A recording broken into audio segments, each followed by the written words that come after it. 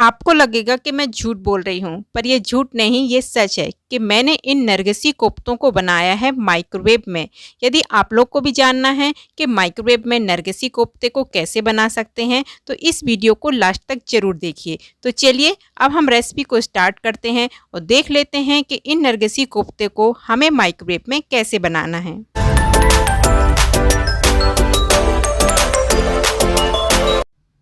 तो नरगिसी कोफ्ते बनाने के लिए आपको लेना है मटन कीमा। मटन कीमा को आपको एक बार मिक्सी में चला लेना है जिससे कि वो अच्छी तरीके से बारीक हो जाएगा।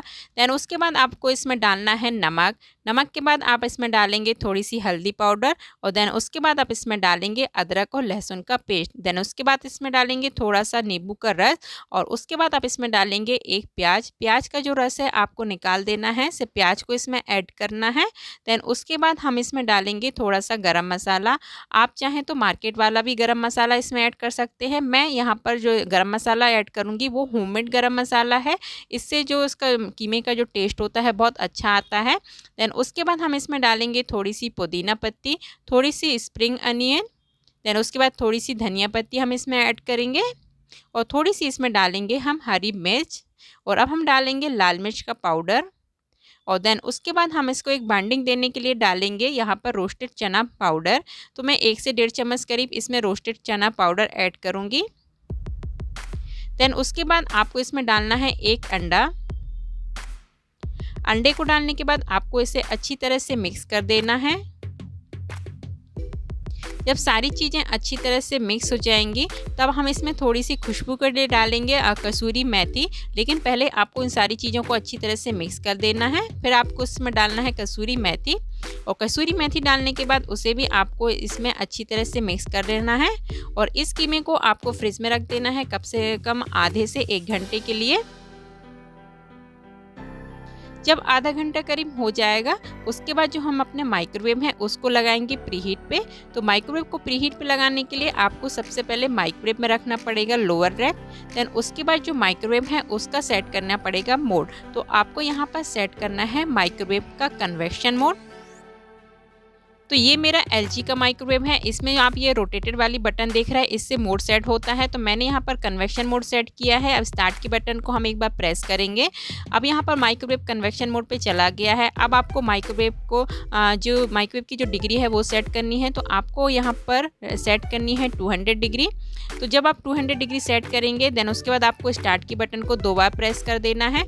इससे जो माइक्रोवेव है हमारा प्रीहीट होने लगता है। ये मेरा LG का माइक्रोवेव है, इसमें इस तरह से प्रीहीटिंग होती है। लेकिन यदि आपका कोई अदर माइक्रोवेव है तो आप अपने माइक्रोवेव को 200 डिग्री पर कन्वेक्शन मोड पर 10 मिनट के लिए आप प्रीहीट पे लगा लीजिएगा। 10 मिनट में जो 200 डिग्री पे जो आपका माइक्रोवेव है वो प्रीहीट हो जाएगा। तो जब तक हमारा माइक्रोवेव प्रीहीट होता है हम अपने कोफ्ते की तैयारी कर लेते हैं। तो कीमा मैंने निकाल लिया था। देन उसके बाद मैंने यहाँ पे लिया है बेकिंग ट्रे और बेकिंग ट्रे में लगा दिया है मैंने थोड़ा सा ऑयल। देन उसके बाद मैंने एक लिया है उबला हुआ अंडा और उबले हुए अंडे में हम कवरिंग करेंगे इस कीमे की। तो पहले आपको जो कीमा है उसको इस तरह से हाथ में लेना है और इसको इस तरह से दबा के इस तरह से फ्लैट करना है। देन उसके बाद इस तरह से आपको बीच में अंडा रखना है और कीमे से उसे कवर करना है और उसके बाद आपको उसका वैसा ही शेप देना है जैसे कि अंडा होता है, ओवल शेप में आप देना है। और जैसे आप उसे ओवल शेप देंगे ना तो इसमें से जो एक्स्ट्रा कीमा है वो निकलेगा। तो आपको उसे निकाल के इस तरह से हटा देना है, क्योंकि यदि आप एक्स्ट्रा रखेंगे तो फिर वो अच्छा नहीं लगता है। तो आपको इस तरह से इसको चिकना कर देना है। ये देखिए इस तरह से आपको इसका ओवल शेप कर देना है। तो ये देखिए हमारा नरगिसी कोफ्ता बन गया। तो इसी तरह से आपको जितने भी कोफ्ते बनाने हैं आप उतने बना के तैयार कर लीजिएगा। तो मैंने यहाँ पे 3 कोफ्ते बनाए हैं। अब इन कोफ्ते में आप ऊपर से थोड़ा सा घी या ऑयल आपको जो भी लगाना है आप उसमें इस तरह से लगा दीजिएगा। देन उसके बाद अब हम इन्हें बेक करेंगे माइक्रोवेव में, क्योंकि इतनी देर में जो हमारा माइक्रोवेव है वो भी प्रीहीट हो जाता है।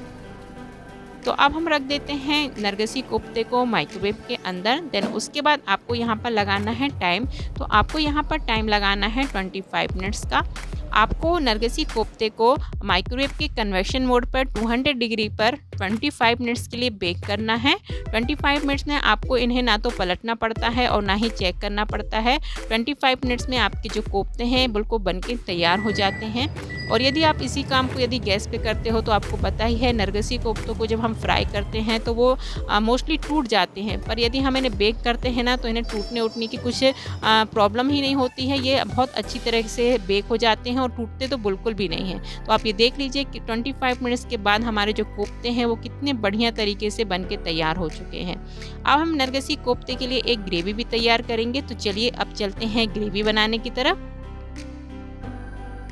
तो ग्रेवी बनाने के लिए सबसे पहले तो मैंने एक बाउल लिया है, उसमें थोड़ा सा हल्दी पाउडर डाला है और 2 से 2.5 चम्मच करीब धनिया पाउडर डाला है और थोड़ा सा डाल दिया है मैंने कश्मीरी लाल मिर्च।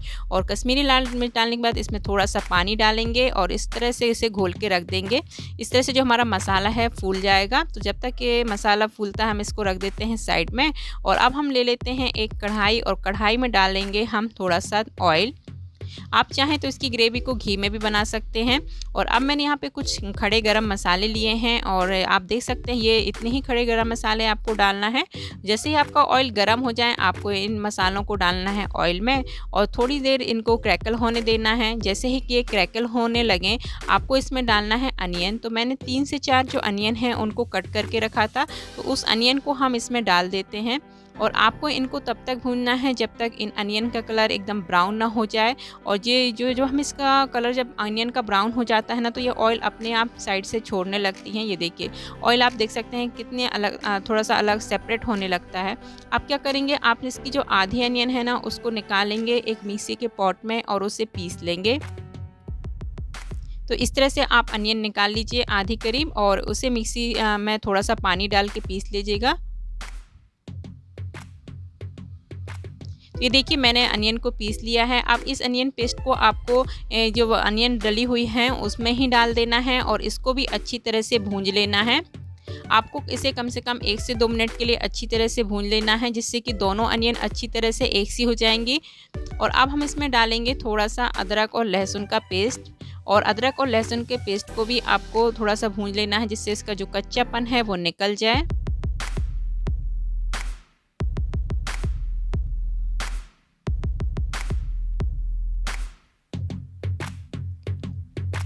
देन उसके बाद हमने जो मसाला फुला के रखा था पानी में, उस मसाले को आपको इसमें ऐड करना है।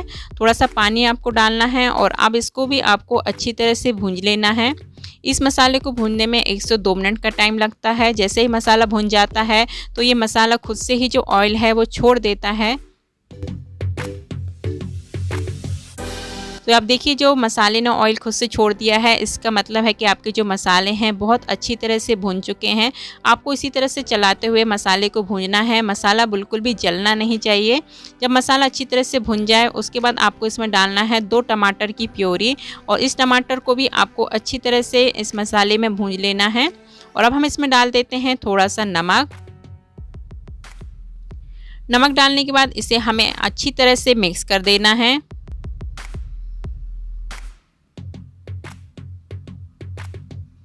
देन उसके बाद आप इसमें डालेंगे 3 से 4 काजू का पेस्ट। और इस काजू के पेस्ट को जैसे ही आप इसमें डालते हैं ग्रेवी में तो ये ग्रेवी थोड़ी सी उछलने लगती है, तो आपको इसे ढक के कुक करना है। ढक के आपको 1 से 2 मिनट के लिए इसे कुक करेंगे। 1 से 2 मिनट बाद जब इसे चेक करेंगे तो जो काजू है वो अच्छी तरह से कुक हो जाता है और जो ग्रेवी है वो काफ़ी थिक हो जाती है।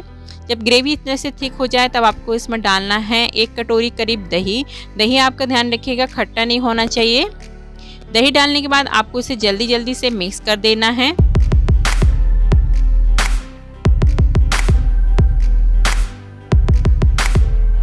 ये देखिए ग्रेवी में अच्छी तरह से दही मिक्स हो चुका है।